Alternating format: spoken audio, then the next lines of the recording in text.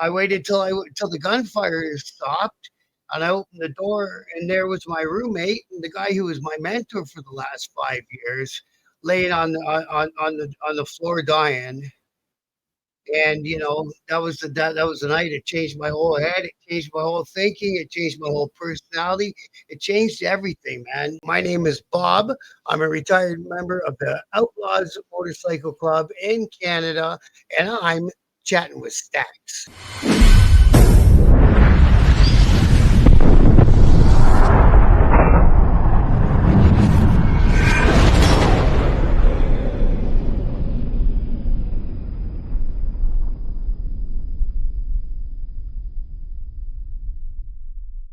Welcome to this episode of Chatting with Stacks. I'm your host, Bill Stacks, and today I got retired 1%er, Bob from Biker News King. What's up, Bob? Hello, Bill. Good to meet you, bro. You too. Thank you for joining me. I appreciate it. Yeah, man. Thanks for having me on. And we talked a little bit before we got to this point, and I dig the stuff you're doing. And let's tell everyone my little story here. We had fun up here in Canada back in the day. Yeah, it was a wild story. You Oh have yeah. quite an amazing one. Where does it start for you? Where were you born and raised, and what were you doing when you were younger? So see, when I was young, I was born down in Toronto, which is our big city in Canada, right? Or one of the big cities. We moved around a lot, right? So I never really hooked up a whole big friend group when I was a little fucker and nothing. Played organized sports, none of that bullshit. So I read a lot. So I got pretty smart. And then we finally settled in this little village south of a city called London, Ontario, which is like halfway between Toronto and Detroit. So it's a good middle place for people that are possibly running contraband or whatever they may be doing. You know what I mean? So along the way there, I went to like what we call a community college. I think down there would be the same as a state school, right? So you pay your tuition. They do a lot of trades and stuff like that. While I was in college, I started, partaking in the buying and selling of green products, and I never really bothered with my diploma, my course, and I got to working in a strip joint in the city. Was that your Like first job, doing the strip joint thing? pretty much, I was like a DJ in college. We go out and do university parties and high school dances. So yeah, aside from summer jobs that I had during school, that was my first full time gig, and that's a whole different world, man. It's a whole world inside its own little world. It's a quite. So I stayed 12 years. What to have a lot of incidents happen in the club, and were there a lot of bikers that would come in? Well, that was it, right? So I seen all these girls, and they would go, and they were pretty girls, and they go in to do their thing. They're dancing for customers and make $100. Then they go see that guy in the corner and into the bathroom and up the nose that $100 went and back out, rinse and repeat. It just happened all day long, all night long, every day of the week. I was like, holy Christ, look at all the money in this place. And then it happened that London had a chapter of the Outlaws in it. And the Outlaws started, well, they didn't start because I was there. I just noticed them because I became aware. And the Outlaws were regulars, so they hung out in that bar. Was there any incidents with them in the club, like Oh, yeah. fighting, where they'd be fighting and stuff like Oh, that? geez, yeah, they basically ran the joint. So, if the doorman couldn't get a customer out, they sure as hell would.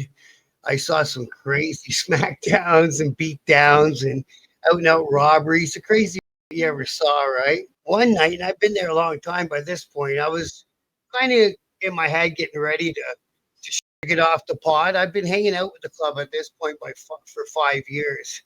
So, two of the members, one was my roommate, and he was the chapter boss at the time. His road name was Willie, and another younger fella, but he was a full patch guy, and he taught me a lot.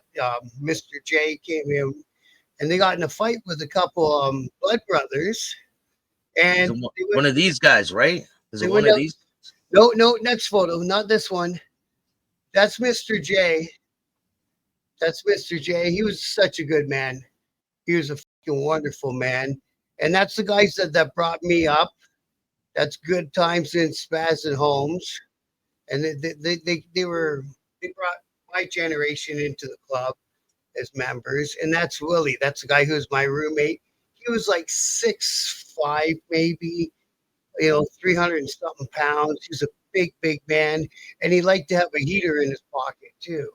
Yeah. You said this guy was one of the guys, right? They were hanging that night and walk me that night. So that night they were hanging around. They were out having a laugh. They were getting these things that they were magnets or something. You put them on somebody's license plate, and it looked like our tag. But in the middle, it said "I'm," just for a laugh. And they were sticking on cop cars and taking pictures of them. Now the cops caught them doing one of their cars, and they ran over the beef, having you should have saw it. It was so funny, bro. And we're having a laugh and this and that. And these two other guys were in the bar, and Willie had a beef with them. They had been arrested for importing, and they got bail. And he didn't think didn't really add up, right? And then while they were on bail, they got wrapped into another investigation and arrested again and got bail again. So he was demanding to see some sort of disclosure. He wanted to see the disclosure. And the one brother, these two guys were blood brothers, didn't want up the disclosure. So apparently from what I heard down the road is they were talking about him. So anyway, they got in a bit of a fisticuff in the bar. And the two brothers, their last name was Lewis, got thrown out of the bar. And then they went out the back door. And then Willie and Mr. J hung out with me for a bit more. And then they went out the front door. And usually I would have followed them. But I had to change girls around who was up on stage. So I changed the girls up on stage. And then I got right back into my behind them position. And I heard a gun going off. Bam, bam, bam, bam, bam, bam, bam. And I'm like, what the? Because I knew that Willie and Jody didn't have no guns on. Or Mr. J, sorry, Jody, same guy. So, I waited till the gunfire stopped, and I opened the door, and there was my roommate and the guy who was my mentor for the last 5 years, laying on the floor dying. And that was the night. It changed my whole head. It changed my whole thinking. It changed my whole personality. It changed everything, man. I ran in the bar and I yelled at the bar owner, "Hey, bro, call an ambulance." And he did that. There's another supporter there, and he came outside with me. And I said, I didn't find Mr. J yet. So we walked around the back of the pickup truck, and Mr. J was in the same, in the same condition, right? So the poor guys, they walked into an ambush, and they didn't even have a chance to defend themselves or anything, right? They just walked in, and the guy started squeezing. Wow. So do you think it was the people that were in the bar prior? Yeah. So it took about a year for these two guys to finally get arrested. The younger one turned himself in, and then a week later they arrested the older one just outside of Toronto, which is like 2 hours east of where I'm at. And they went to trial for the double murder. And the defense, as far as it was, I left the country. At the start of the prelim, I left the country. I didn't want involved. And the Crown, which is a prosecuting attorney, had subpoenaed me to be a Crown witness. And by this time, I joined the club and I was a full patch member, man. So I left the country. I think I was 4 or 5 months into having my patch. And I went to England. We'll do the England story later. But anyways, when I got back, their defense was that Willie had shot at them first with an old 38 and missed. And they shot back to defend themselves, and they beat the charges. Wow, they beat the charges?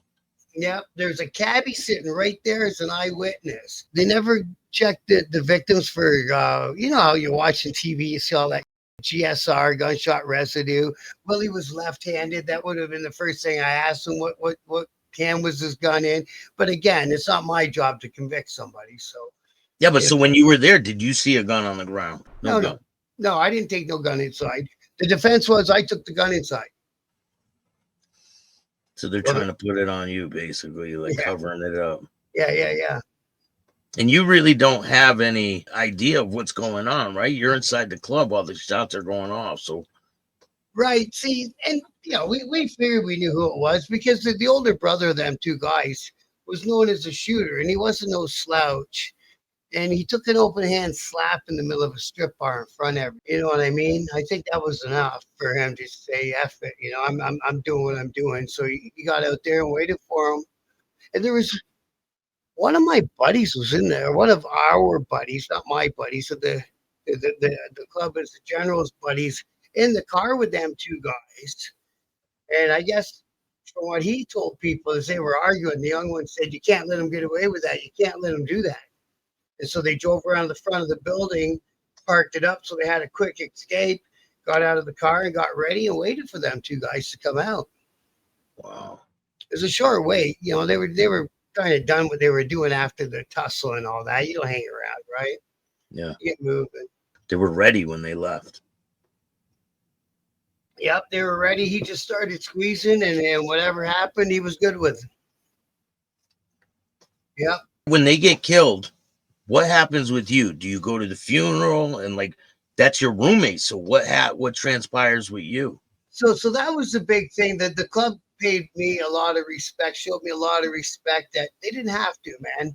But I've been hanging around for 5 years, and I've been coming to every club event in the Canada part, which was Ontario basically. So, and I've been there, and they would have me behind the bar if there was no probates around at the time and shit like that to help them out. So I was already getting treated like I was a member. At the funeral, my motorcycle was still in the shop because it's early April.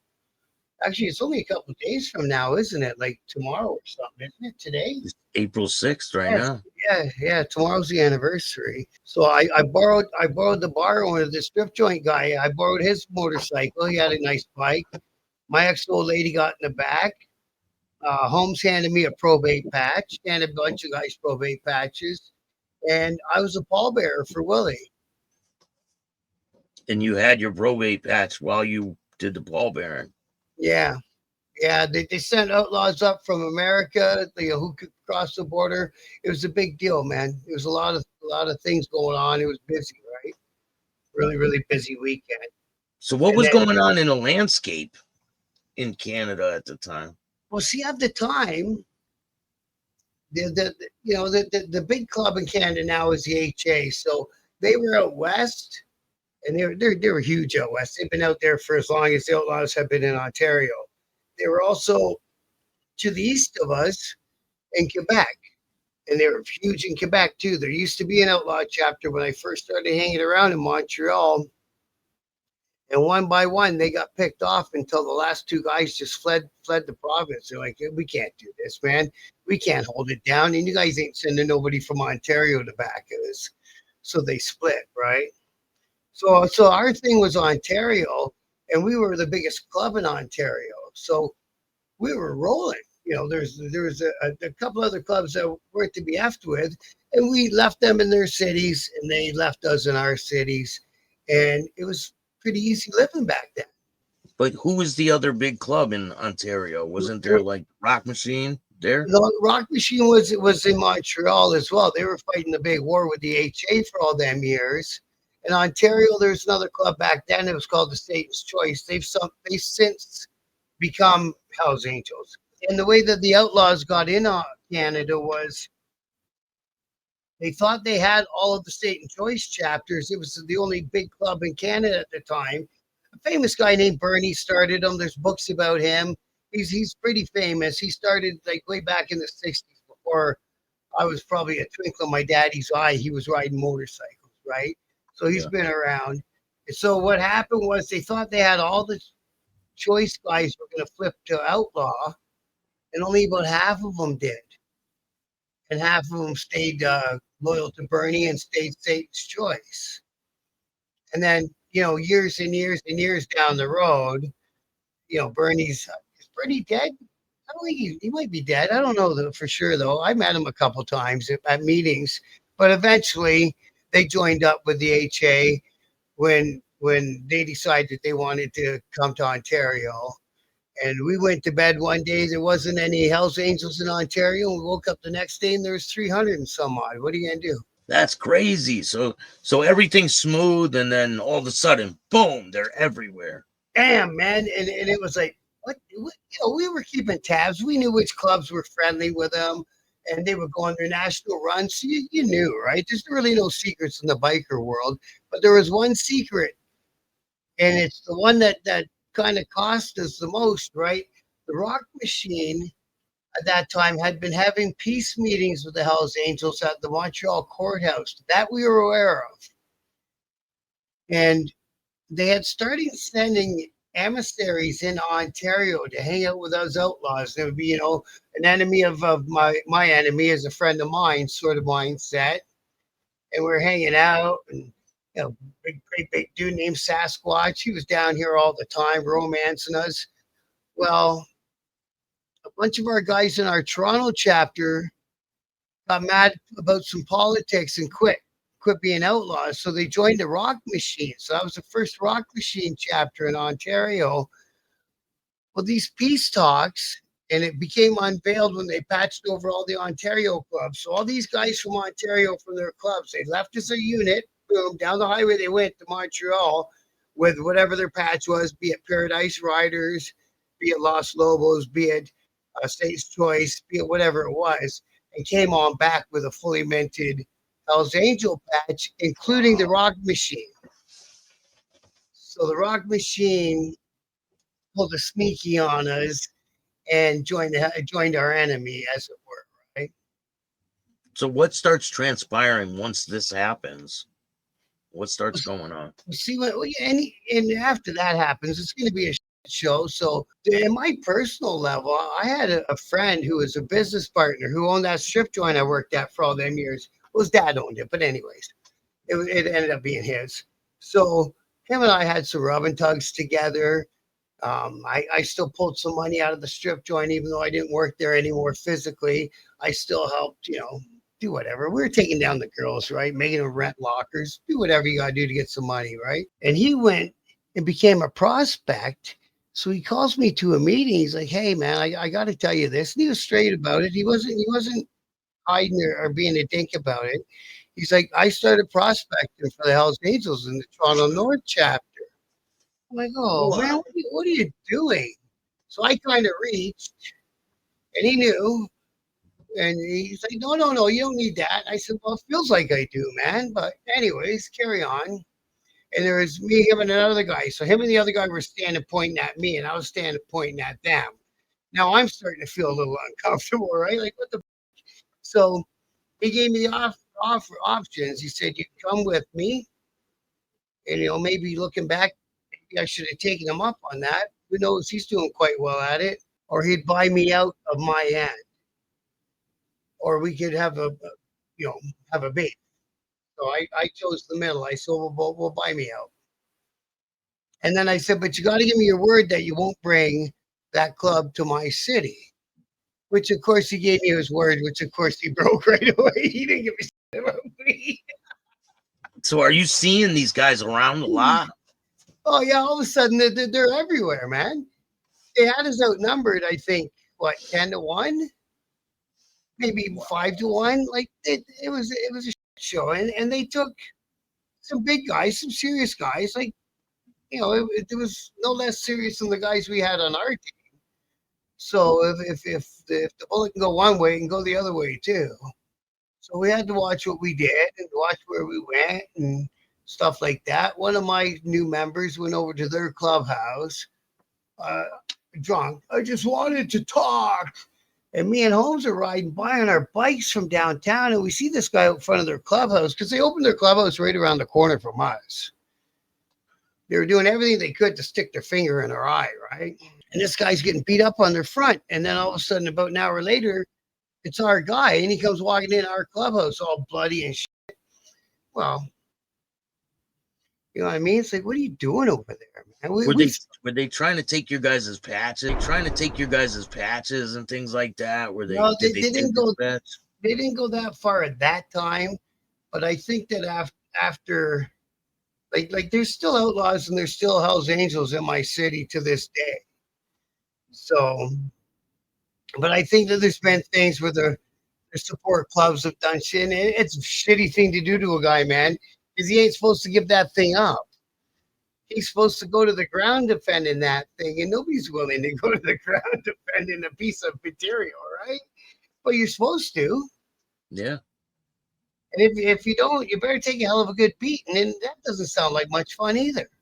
Have you seen guys get their patch taken, or have you guys taken patches in the past? Yeah, we've taken a couple in the past. You know what happens most of the time when you hear about shit going on in the biker world? It's internal, right?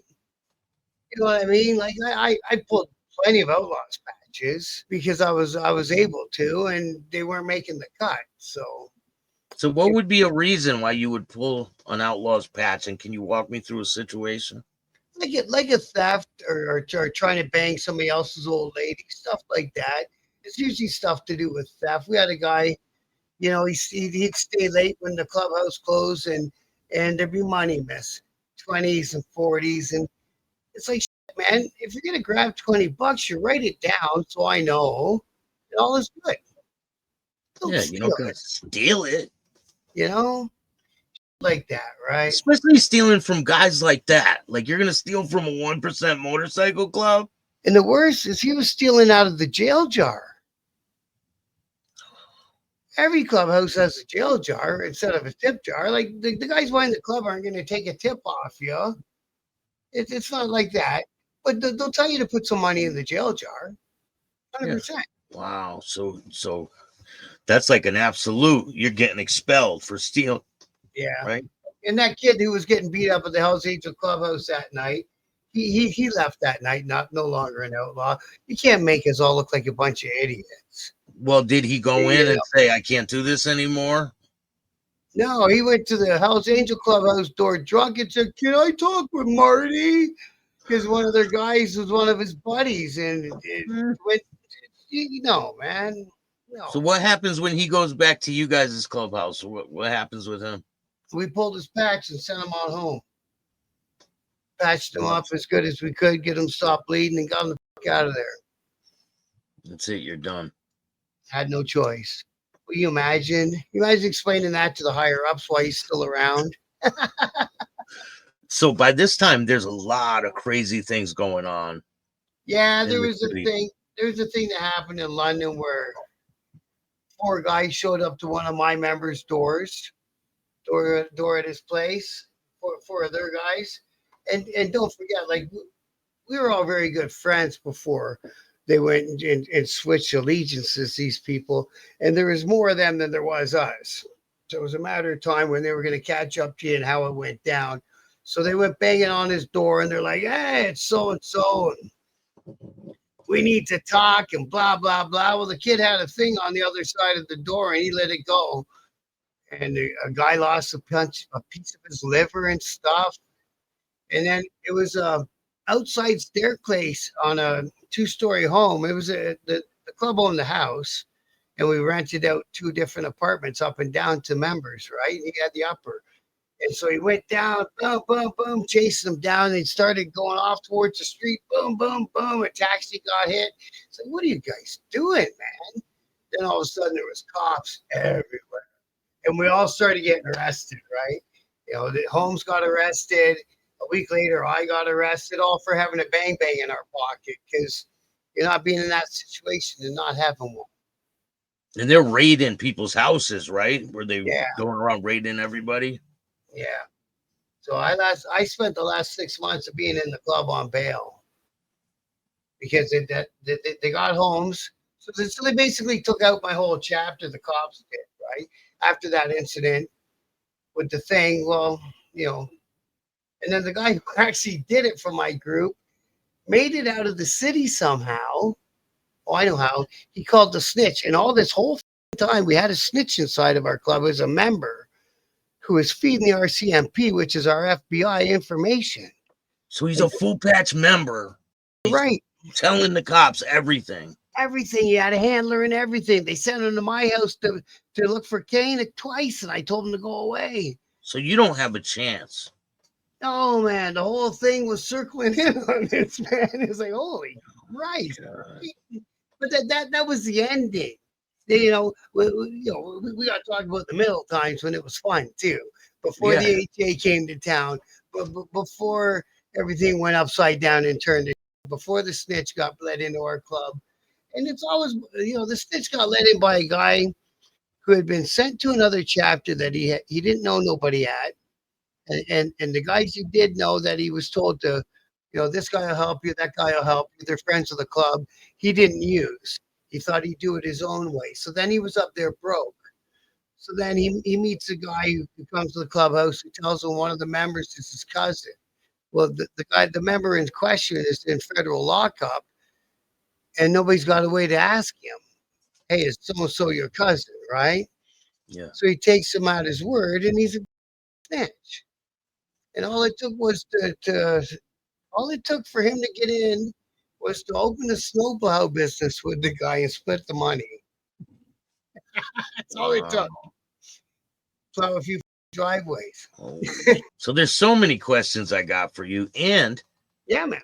During your time when all these people are going with the Angels, did they ever offer you a patch? And if they did, can you walk me through when they offer you the patch? So like I say, on that very first meeting with two business associates, he offered me I could come with him then, but there was no offer of a patch for a patch. And so you would have to go down to Prospect. And you're like, hell no. And then, like when it was all swirling around, everything was going, we actually had some of the guys in our chapter right away. Well, we're more friends with that guy, the bar owner guy, Rob. And we're going to go with him, hope there's no hard feelings. Well, the one guy did that. He caught a beating one night. I don't know. I wasn't there, but he caught a beating. He went home in an ambulance. So there was your own people that end up going with the guy from the club. Yeah. Yeah. And did they start as prospects too? Yes, they did. So they gave up a full patch outlaw patch for a prospect 81 patch. Wow. Which to me was never going to happen. I got too much pride for that. And then you don't even know when these people are asking you this, you don't know if you can trust them. Right. You don't know if it's going to be a sneak deal where they say, come on over and just to get your patch and then send you down the road, right? Right. And then your club ain't going to take you back. That was exactly how I thought about it. Because there's one guy in there that I had personal beef with, who was also an ex-outlaw from Toronto. And I said, what am I going to do about that guy? And they're like, oh, he's willing to be water under the bridge kind of thing. I said, I don't believe that, man. Like, I'm not willing to be water under the bridge. How the f would he? We put hits out on each other, for God's sake. We did not like each other. So, Wow. Yeah. So that was my thought. I thought he's going to get me in there. I'm going to turn in my patch back here. All them guys instantly hate me. I'm going to go over there and he's going to say, what are you doing here? Get home. And I'll be standing there with my dick in my hand. So that was exactly what my thoughts and concerns were. I think they would have did that. Because the second time around, so I told you about the one. So two of them left pretty much right away with the strip joint guy. Opened up his chapter in London, and then the one guy was downtown. His name was Brian, and my chapter boss, Hammer, and the doorman, who was the guy at the Bang Bang thing with the taxi got hit. So Hammer and the doorman from the strip joint, not the Beef Baron, but another one downtown, ran into Brian, and they beat the crap all out of him. And like I say, he took a ride home in an ambulance that night. The next day he shows up at my door with another HA. Came right to my door. Boom, boom, boom. I let him right in my house. It's like, well, I'd rather have him in my house. If anything goes off, I got probable cause or whatever it's called, right? Hey.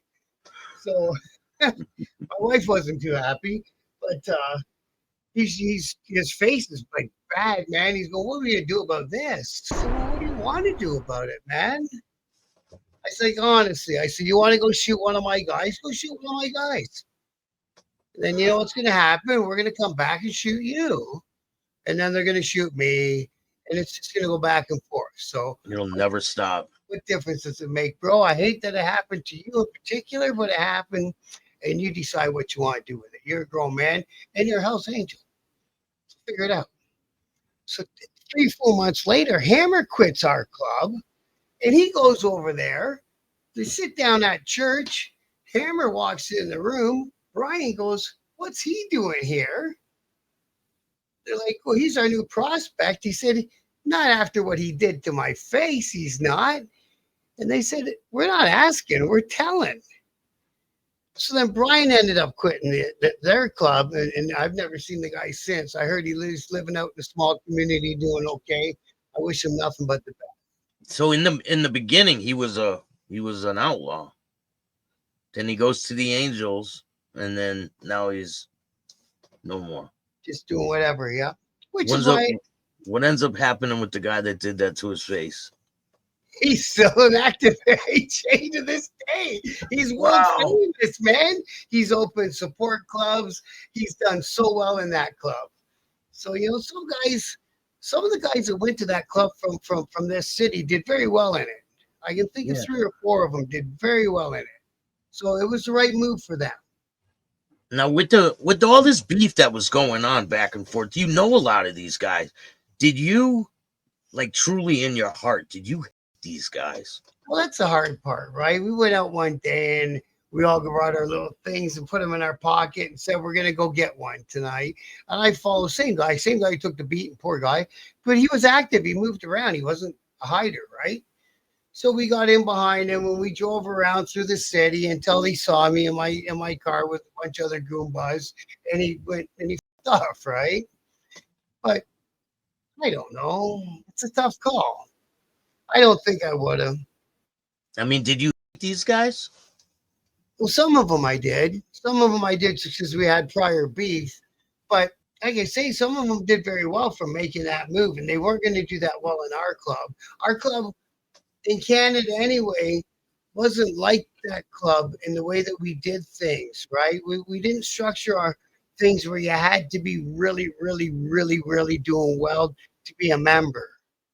You just had to be able to hold your own and pay your dues and whatever. The other club seems to me like every one of them has to be doing really, really well to stay involved, right? Yeah. You can't be no bum.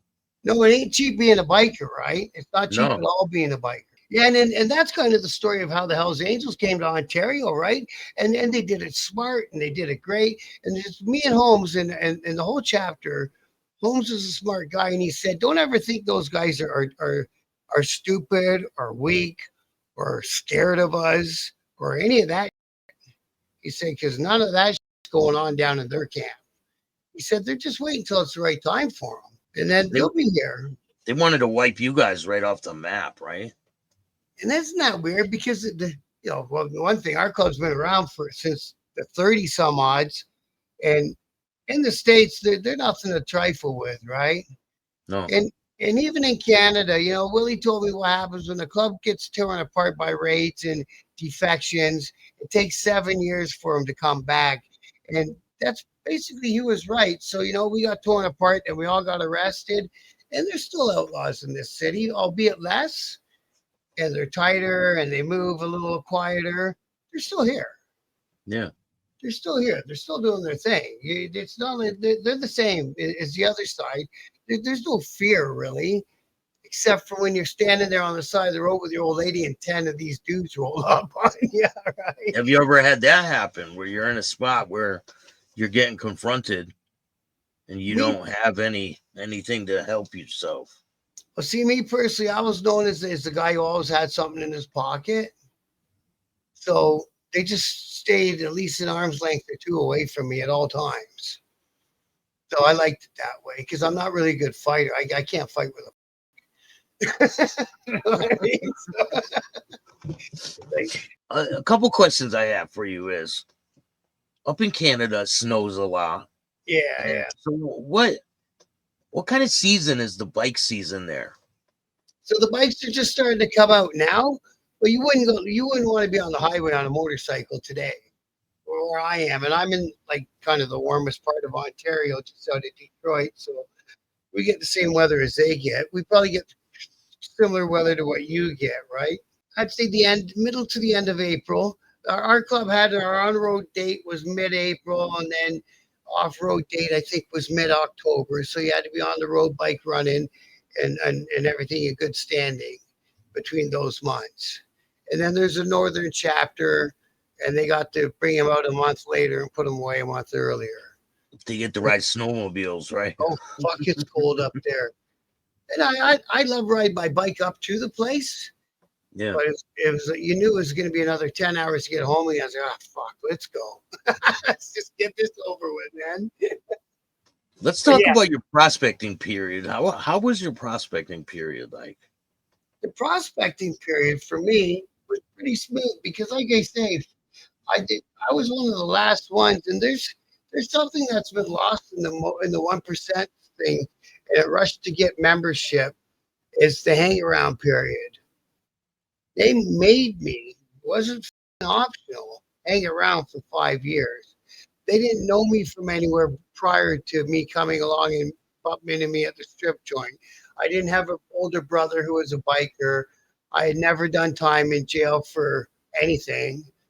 And so they didn't know me. Nobody knew me. So I came to the clubhouse every Friday night, and then they put me with the probate. And I helped him go get the beer, fill the fridges, and then down the road, they'd have me behind the bar to give them a hand and help them when they're having a big party and a function, all the other chapters, and help.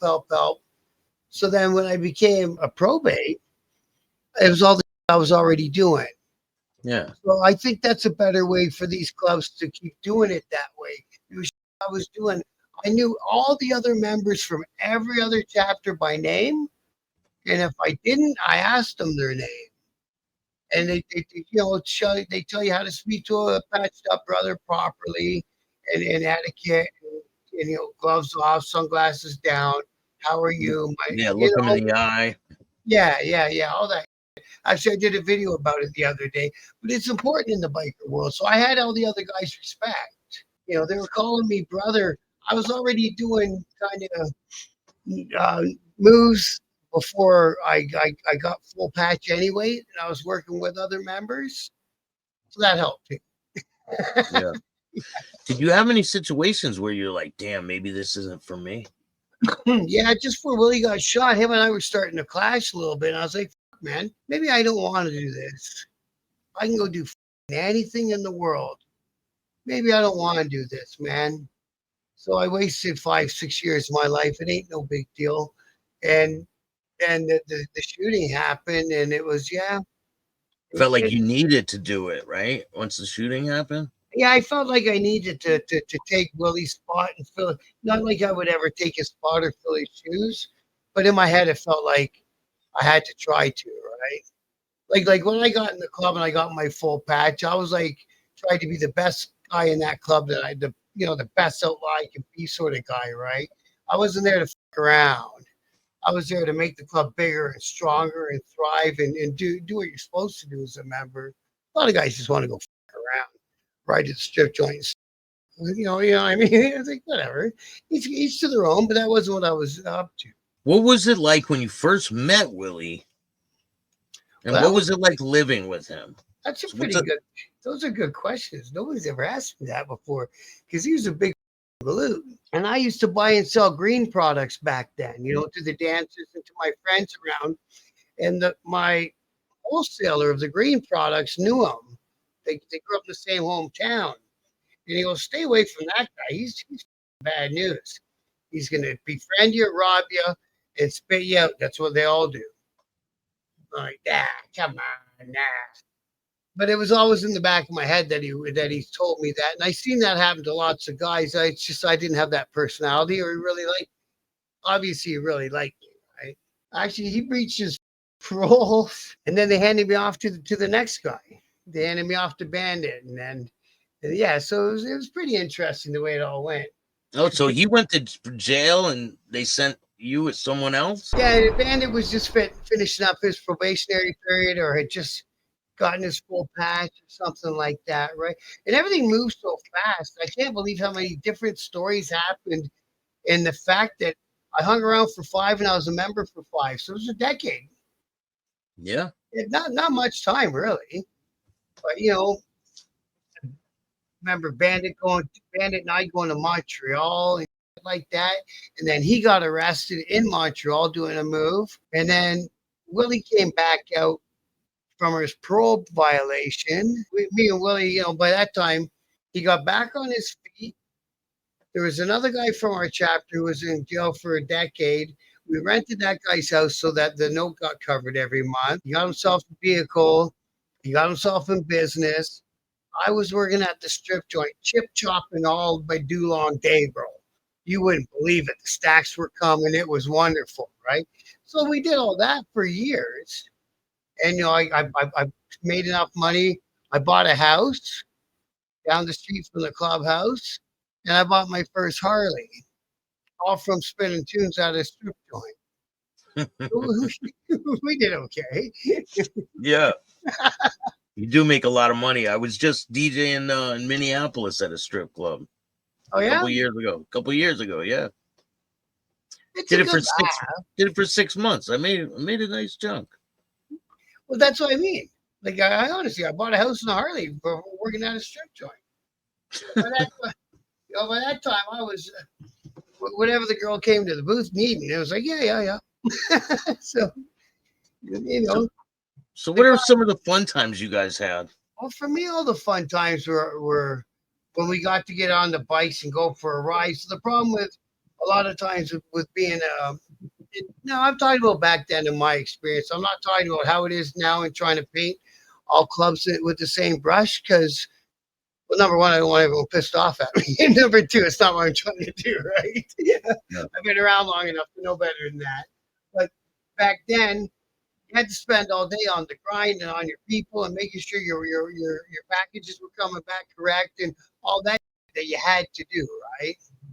And then at night, after me and Hammer had basically had control of the chapter, it was our rule: go home, get your supper, spend an hour or two with your old lady and your kid, and get on your bike and come find us.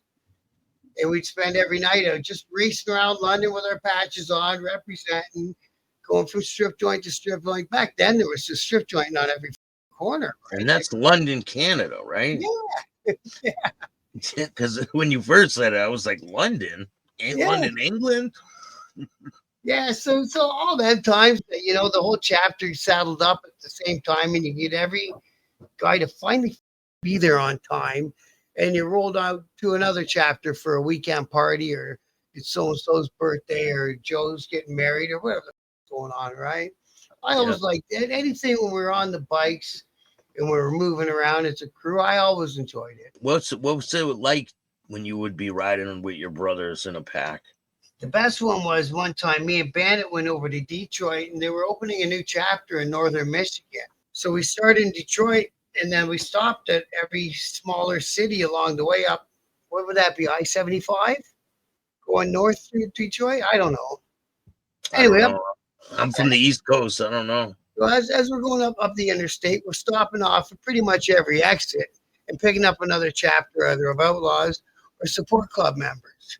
So by the time we get up, maybe 6 stops up, I don't know. I would say there had to have been 300 bikes in this pack.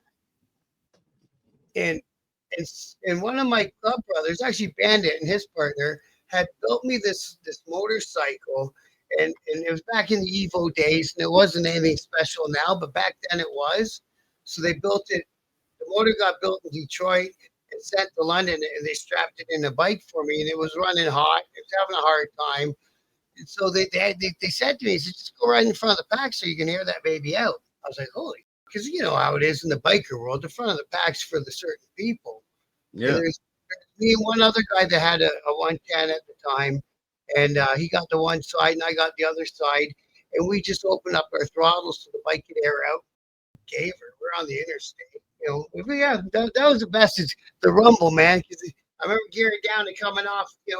Somebody signal gas, right? So you're rolling down, you're downshifting, and you're hitting the exit ramp, man. And you look back over your shoulder. What a cool thing. And you can't even see the end, right?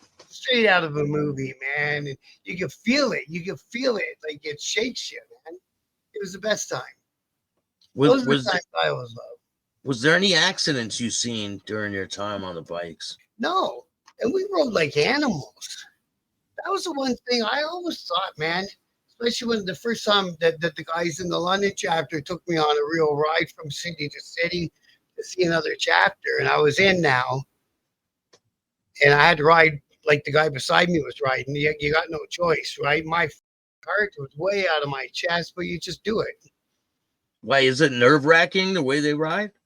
Oh yeah. We'll get in behind each other, 2-3 inches apart, and headers 70, 80 miles an hour down the highway, splitting lanes as we're doing it. Yeah. It gets pretty hairy. But now everyone's riding the bagger. You can't ride like that. We always rode like Softails and Dynas like that, skinny little bikes, right? Yeah. We ripped all the turn signals and off them anyway. We just basically chopped them down to a tail light and headlight and go for it. As light as you can get them, right? Yeah. Not for any reason. It was just a style, I guess, back then. Like we're talking the 90s. It wasn't like it was the 60s and everything was really cool. It was just the way we did it. Maybe a holdover from the 60s, right? Did the police mess with you guys a lot? Oh, the cops hated us. I never understood what it. I got to word this right. All these years that I used to watch things about in the States about if you're a minority, how you got profiled because of your race or your religion or whatever. Well, that happens up here to bikers. And I always thought, not that because I didn't understand it because I never lived it before, right? And then you watch what these guys do to you. They're full of dirty tricks. They're full of tell you one thing you do there's nothing you can say that's right about them. They'll take all your right half of it down and take the rest home. They don't care. We had 2 guys that were waiting to be the next. No, one guy, sorry, that was waiting to be the next police chief of Toronto, which is the big city. And so he was waiting. So he left his family in Toronto and he rented an apartment in London and became the London police chief. Well, when he was a drug detective in Toronto, he raided one of my club brothers' houses and broke the stock of a shotgun over his head.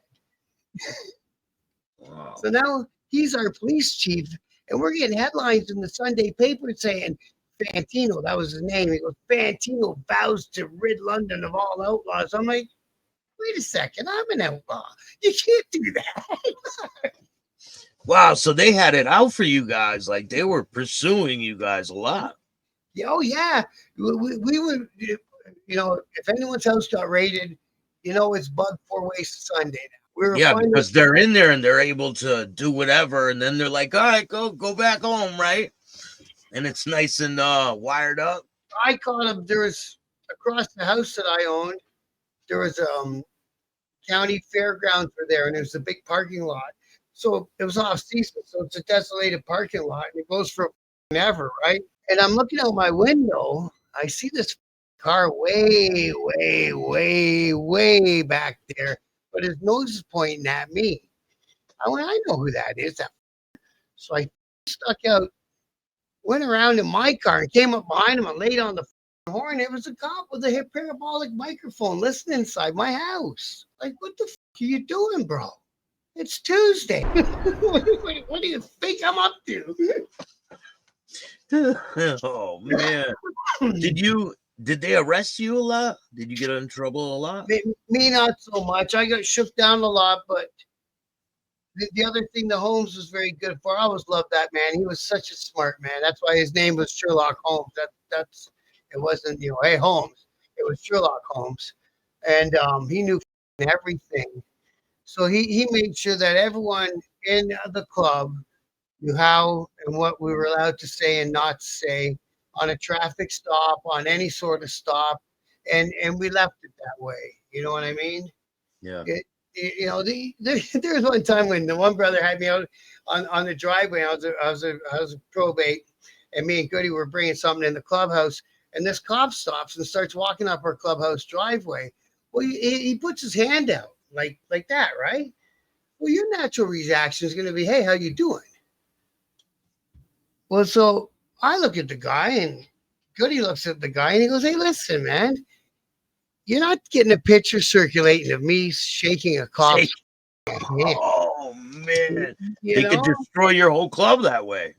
Yeah, just wow, the crazy tricks that these coppers will do, man. They went to Hammer's old lady. They showed her a video of him taking some other chick into the clubhouse on a night that we weren't, open, right? Oh my god! They were So fucking they're wild. pulling all the dirty tricks out. And they had a big sting in Ontario, in Canada, and it created a big flack called the Mr. Big interrogation style. So they'll take a guy who they can't get inside of his whatever he's doing. They can't unlock him for whatever reason, right? So they befriend him, and then they take him to a meeting with another guy who's supposed to be the big boss. And the big boss says, "Well, I'm not going to do any sort of dirt with you until you tell me about the worst thing you've ever done." And he blabs it out, and it's in a taped room, and he's done, right? Yeah, And so they call it the Mr. Vegas investigation. yeah, I've heard of them doing that in Canada. Matter of fact. Yeah, so they do that. So the criminal world in Canada ain't that big, so we all know each other, right? Yeah. Everybody knows who's got what and who does what and who's driving what. Everyone knows, right? And so that's the only way they can get into us. So when all the other things were happening, like with the Hell's Angels, when they killed their own, you weren't in the club yet. That was in the 80s, right? Oh, back there down in Quebec and all that. Yeah, Yeah. yeah. So So what were yeah, your thoughts on that when that happened? see that's why it gives you up. It gives the other clubs all the material they need to attract members that might have went that way or this way or whatever, because they say, "Look at," you know what I mean? And this is some of the bull I've heard that I have no idea if it's true, and I don't think it is. They make you get a life insurance policy, everything, your bike, your house goes to the club when you're passed, blah blah blah. This thing happened down in Montreal. They took out six or whatever it was, their own guys. Like, is that what you want to get involved in? So it loads up all the other teams with all that ammunition, right? Yeah. Or the cops. It loads up everybody with the ammunition. It happened, I guess. What about Wayne Callstein? Have you ever heard of him in the Bandidos? Wayne Callstein was a London outlaw. Was he? Yeah, I did not know that. absolutely. So he was around as I was coming up and through the criminal little world in London. So everyone knew, stay the fuck away from Wayne. He's insane. He was a London outlaw, and they were like, "We like Wayne, but he's insane." Yeah, they don't want to get rid of him the bad way, but he can't keep representing the club, acting like he does, right? So they talked him into starting this other club called the Annihilators. So he started this club called the Annihilators, a single chapter club. It was going to be an outlaw support club. And that's actually where Bandit came from. But so, anyways, he had it going. He did it. He had 2 chapters. He had 20 guys. He was off. He could attract people. He was charismatic. Willie's warning to me was always, if you go to a thing out there when it starts to get dark, just make an excuse and come on home, because the whole thing changes and everything changes at night. Yeah, with liquor changes a lot of things too. Well, it turns out he's a screaming head. So what do you do with a guy like that? And he's armed to the teeth. There's one time me and Willie were walking through the bike show, and we run into Wayne, and he stays like 30 feet away from us, and he's looking us both up and down, and we're looking him up and down. He's got the long leather long rider jacket, and he's probably got about 4 or 5 guns in it. And so he's like, "Are we okay?" And Willie's like, "Absolutely, brother. Are we okay?" "Yep, just checking, making sure, bro." And that was it. So he was a member before you. Oh yeah, years and years for me. Yeah. Yeah, he was probably like one of the originals of the chapter or something when they became outlaws in London, right? because it was another case of a smaller club uh, patching in, right? It Yeah. wasn't a Satan's Choice Club, but it was a one chapter. I think it's called the Holocaust, patched in London. And yeah, so then I don't know what happened. Oh, I do. Wayne went to jail for a long time. So Wayne went to jail for a long time. The Annihilators folded up. Bandit came to the Outlaws, got his patch, ended up being my sponsor. It's all kind of linear here. And then Wiener gets out. So now the landscape changes again. Because every time one of these either goes in or comes out, the landscape changes in the city, right? Yeah. Who's chilling with who's talking about who's got little things in their pocket, and who's got some for everything, right? So all of a sudden he's back and the lead's back in the air, and it's like, oh, dude, we had it nice and quiet. The name of the game is stamp down the fires and keep it quiet, right? It's the only way that you're going to make a good living, and nobody cares. And you're under investigation, and you do what you do anyway. You open a car lot business, and away you go. You know what I mean? Like every other criminal does. Ain't that the truth? So Wiener gets out, and he wants to be I think maybe a loner at one point, and then he wants to be Bandido at another point, and I think he was flirting with the Hell's Angels, and they're like, "No, bro, we know you." What was you guys' relationship with the Bandidos back then? Well, back then it was the same as the Rock Machine. An enemy of my enemy is a friend of mine relationship. When I first got my patch, I went to Bike Week with Bandit, and I was fortunate enough to meet like some of the leadership, national leadership from the Bandidos at that time. It was interesting, man. It was really interesting. But yeah, so anyways, so Wiener at the end there, he become a bandito, and he was in contact. According to the book I read, that's all I got to go on, bro. It's a book I read, you read, the Shed Massacre, whatever it was called. It had, and you know what about? I can't remember when in the year that happened, but on the bike show weekend, which was every February, we used to have the big bike show in London. 2009. It happened in 2009, I believe. Okay, so the bike show weekend in February, we had all the Bandidos in our clubhouse on the one night. And then on Saturday night, we had all the Hells Angels in our clubhouse. So we were trying to we'll be in the middle. We'll keep everything calm. Nobody take a bum rush at nobody. And it should all work out, which it worked out if you're a Hells Angel. 2006. Yeah. It happened. Yeah, so that year we had all them guys that are victims were standing in my clubhouse having drinks in February of that year. Yeah. Well, so you knew them guys. Yeah. That were killed. Yeah, Boxer Joe was a really cool cat, man. He was from a little city just an hour down the highway from us. Yeah. So like I say, the biker world and the criminal world small in Canada because there's not that many players. Yeah. So and it's not like I don't think they're getting that many new players, but I could be 100% wrong. I'm 20 some years out of it, right? yeah, so that's what I want to talk to you about. How does your biker club life come to an end? Well, it could have came to a lot worse end in my part, but we had all been rounded up because, like I say, we had that snitch in the club. You know that snitch was at my wedding? He was at my wedding. What? We had cops in the back field at my reception, and I thought they were there because they thought we were at beef with the 81, and I thought they were there for that. It was our fucking snitches handlers. They were listening to us all chop bumps in the bathroom during the wedding. He's like, yeah, just tell me what you got going on. Well, one time that snitch got in the back of my car, me and Bandit got in the front. We went to drive out through the country, all these back gravel roads with trees and farm fields everywhere to talk about something, right? Well, that snitch thought it was his last ride. I was like, we didn't even know. We didn't even know. We were out there wanting to talk about something else. He's scared as hell in the back. His cell phone was his thing. That's all he had to have was a cell phone on him.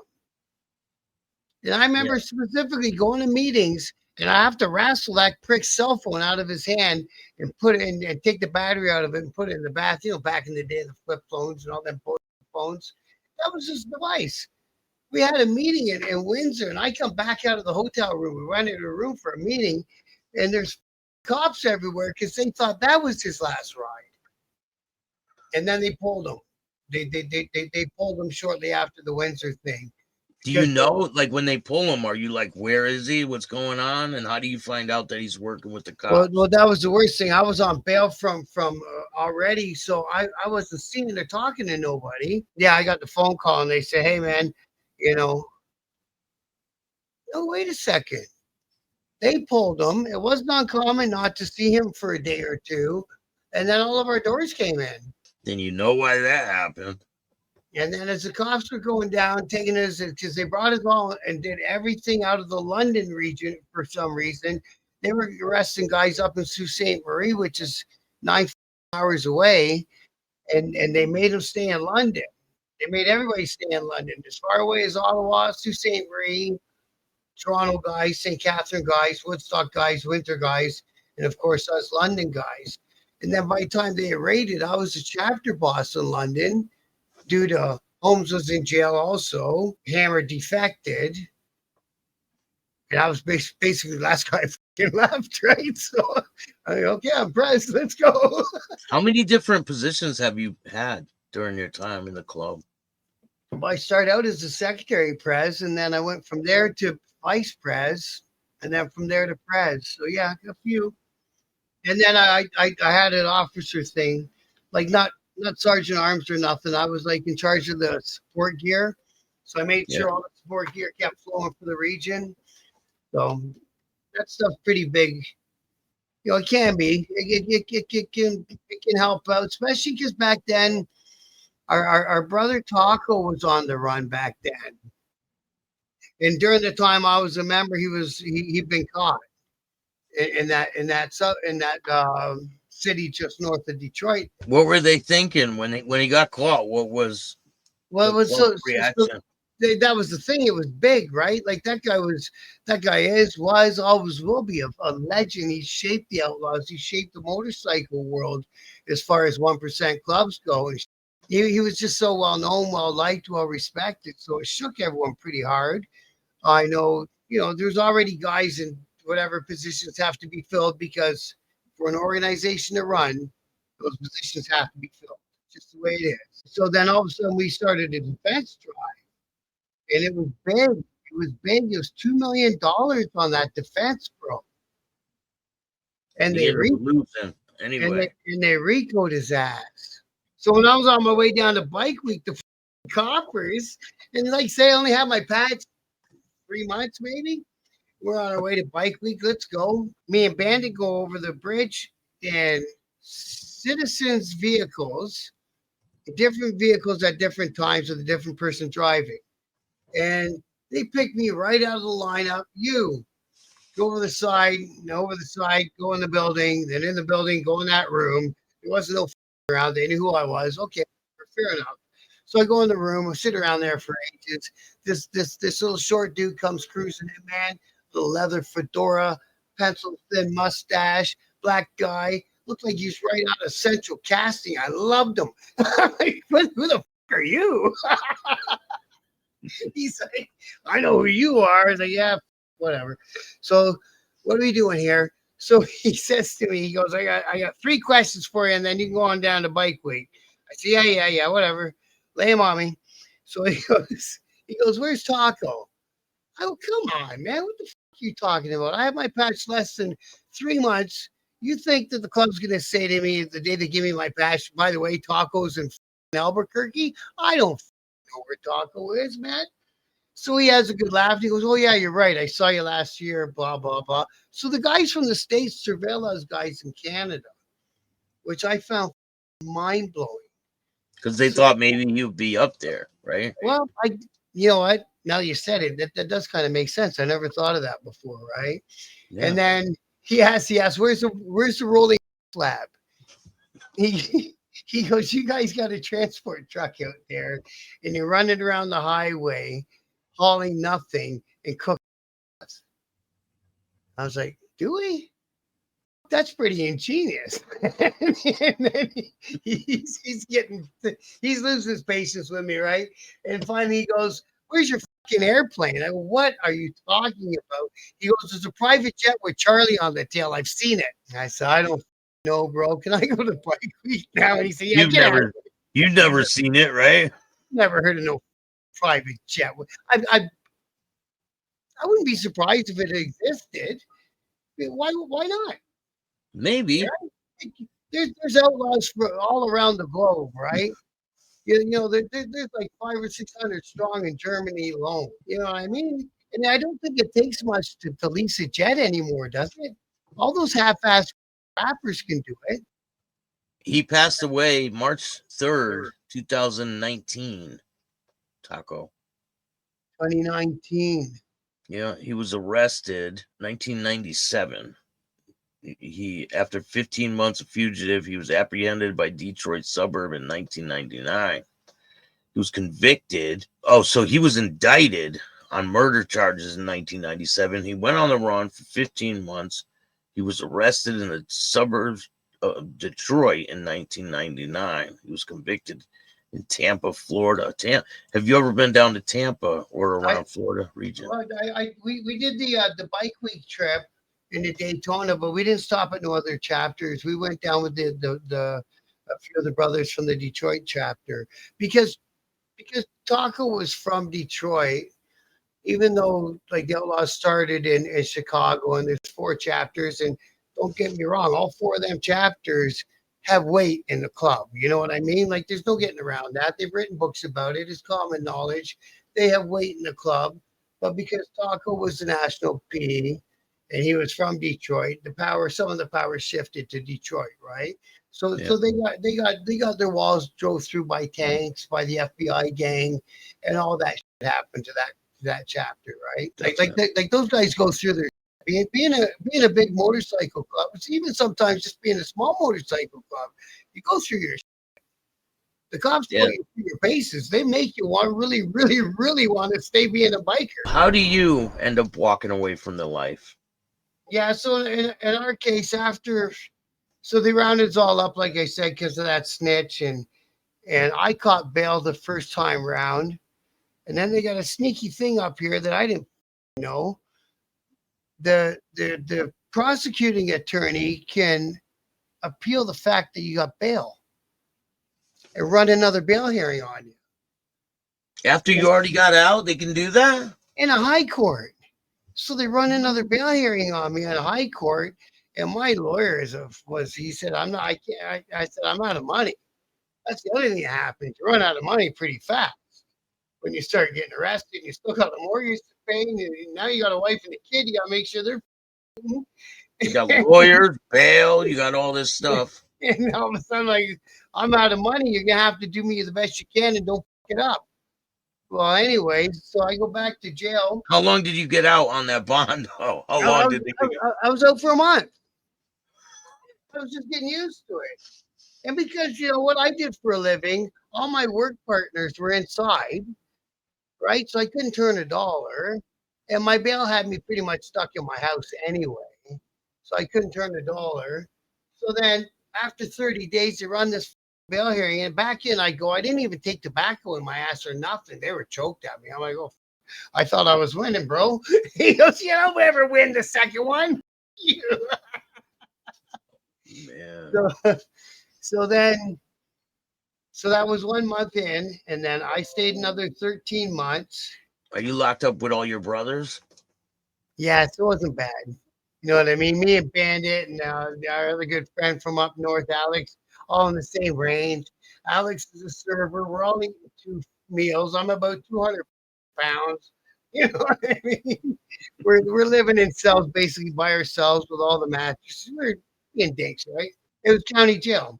So we had to stay there. And during that time, the guys on the other units, the other ranges, when we get together, maybe on a yard or maybe on a visit, you start to hear guys say stuff like, "I don't want to be an outlaw when this is over anymore anyway." Okay, fair beans. Everyone's got their do whatever the fuck they want. And then it got to because we're all co-accused of being members of organized crime. So this is Canada's first trial run at our version of RICO against the motorcycle club. So we're all co-accused as being members of organized crime. So now these guys are talking about, "Fuck it, I'm pleading out and catching a deal, and I'm not snitching, and I'm on my way." So all of a sudden, a few guys start doing that, right?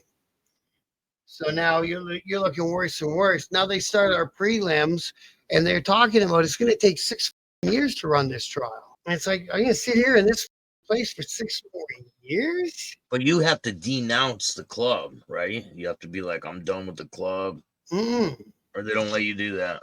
No. So what happens is there's messages getting back and forth across the border into Michigan, and because our snitch ended up working with the FBI, and he took down our next national P, Frank from Indianapolis, and he got RICO'd from our snitch helped RICO that guy. So the states was in a bit of turmoil at the exact same time as we were in total turmoil, and all of our leaderships has been locked down in London, and everybody, like the whole leadership is locked up. It took about a year for the United States to get everything under control, and they got to worry about them first. That's home base, right? You can't have anything not working right in the United States. And then finally they turned their attention to Canada, and message got up to us that if you wanted to, you could plead guilty to being a member of organized crime, and then they had to hang it off another indictable offense, which is usually a drug trafficking charge, and get your deal and do what you got to do. But you have to retire from the Outlaws. We're not going to put you out bad, but you have to retire, because then the next generation of guys wearing an outlaw patch isn't getting all snatched up right away and charged with organized crime in their right. So they got to think of a way to keep the club going and not endanger the next generation. That's what they came up with through lawyers and whatever. So I was sitting there on the range talking to Bandit one day, and our other buddy from up north had just done it. They held him on an 8 ball for a year and a half because he had no one to sign. He had no one to sign his surety. So all he needed was a signature. Yeah, but they can hold you for a lot longer here on an 8 ball. They could lock you up for 10 years here for an 8 ball. Oh Christ! We thought that was unheard of up here. So Alex took the deal and he retired from the club. And I was sitting on the picnic table on the unit and on the range talking to Bandit. We're bored, and we were frustrated. And he had some more bad charges on him than I had on me. And he goes, "Why don't you ask your lawyer to see what they're offering?" And they offered me to go home by Christmas. They said, "We'll let you go home and spend Christmas with your kid who I hadn't seen in a year." And that makes you think different when you get married and have kids in that life too. Because when I joined, I was single, young and dumb and full of, and I did whatever I wanted. Next thing you know, I had an old lady and a baby, right? Yeah.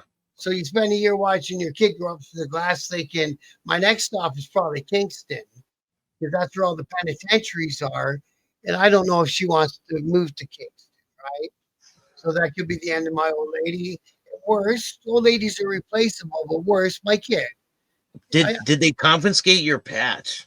Yes. They took everything I owned out of my home that had the word Outlaws on it, including her Property of Outlaws patch. Took the whole thing. I used to have a ring on every finger that had, either Charlie on it or OFFO or some business with the club. They took two hands worth of rings, except for my wedding ring, because it had nothing to do with the club. They took everything, had big chains like you do. All your support gear, everything. With the big pennant, the diamond encrusted pennant with Charlie in the middle, and it said Outlaws Canada, like the badge says, all that stuff. And they grabbed all of it off me. So wow. Yeah, they wiped me out, but the problem is that they don't understand when they wipe a person out like that, they put them in a bad spot where chances are they have to go back to the same thing to get back on their feet.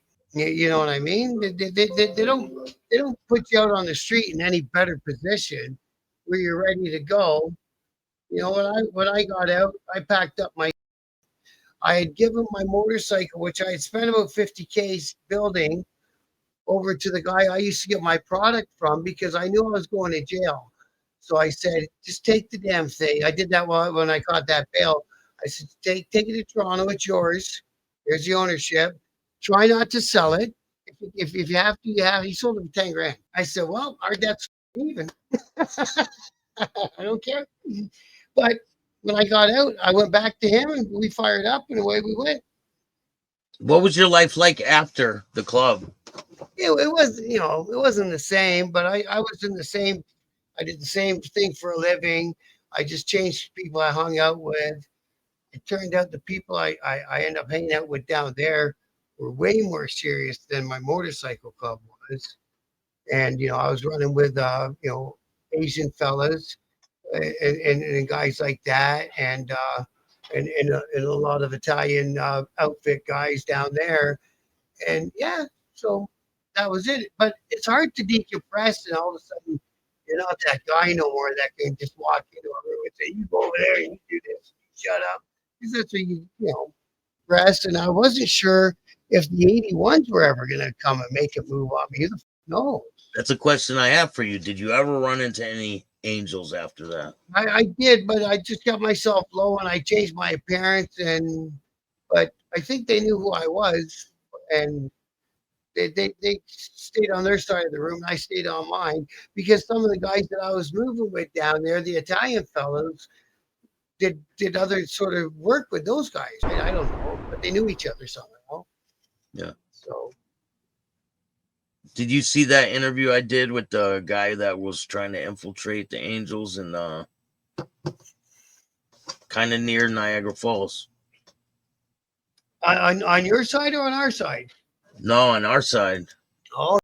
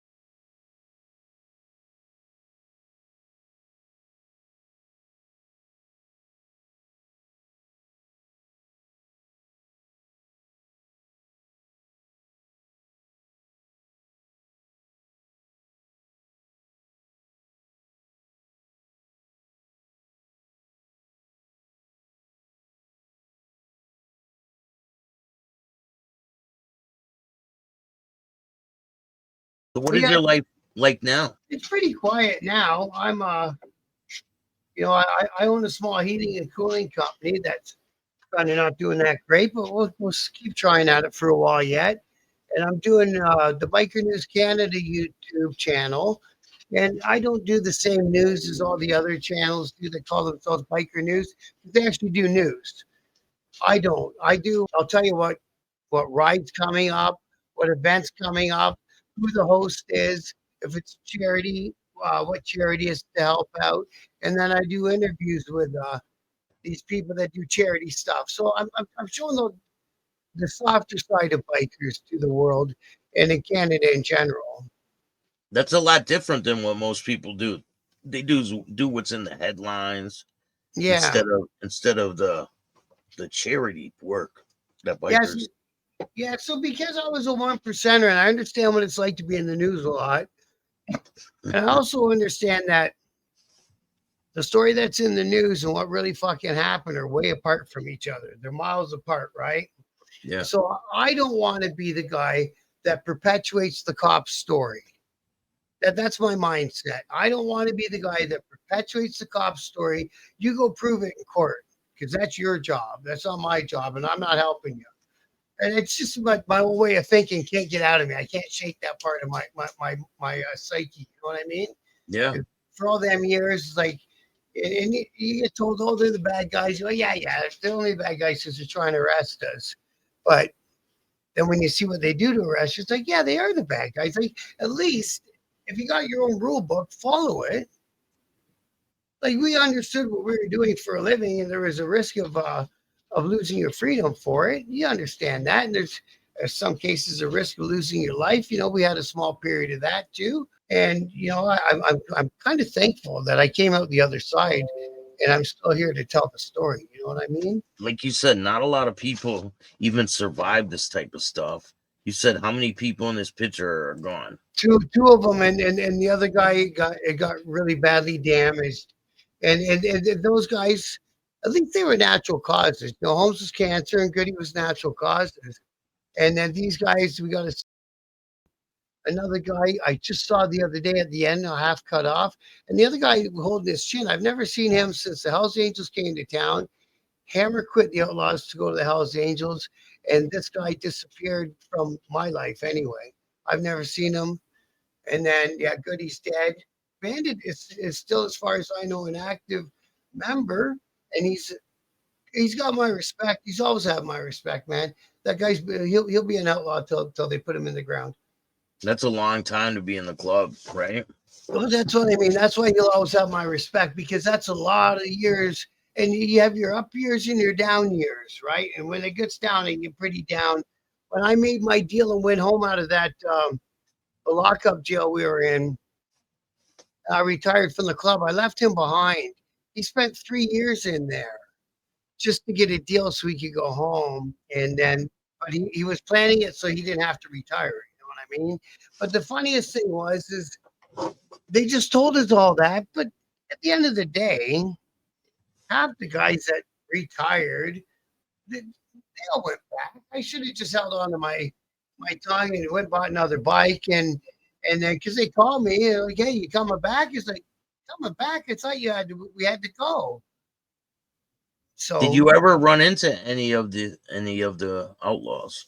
yeah, the London chapter guys. So I lived in Toronto for a long time up until a decade or so. I moved back to London. So I got back to London. I called the guys, let them know I was back in town and all this and that. And then I got friendly again with the chapter P at the time, who was the last guy that I gave a probate patch to that I sponsored. So it was kind of ironic. So it was cool to see he had become a 30-year member, and he was the last guy that I sponsored. So I picked the right guy. So I asked him one time, we were shooting the show, and I go, hey, listen, bro, I'm going to write a book because I've done a lot of shit. And he goes, yeah. He goes, you know what you're not allowed to talk about and blah, blah, blah. I said, yeah, absolutely. So I wrote one book, and I should have thought it through a little bit better and stuff. So I got asked to take that book down by the same guy. He said,